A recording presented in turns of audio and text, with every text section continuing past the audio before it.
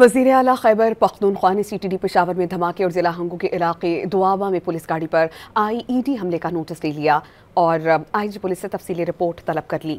वज़ीर आला ने वाक़यात की वजूहात जानने और हिफाजती इक़दामात मज़ीद मुअस्सर बनाने की हिदायत जारी की।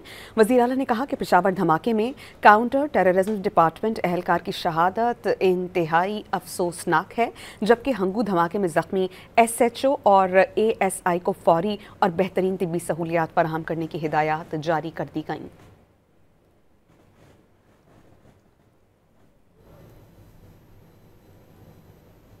वज़ीर आला खैबर पख्तूनख्वा ने CTD पेशावर में धमाके और जिला हंगू के इलाके दुआबा में पुलिस गाड़ी पर IED हमले का नोटिस ले लिया और IG पुलिस से तफसीली रिपोर्ट तलब कर ली।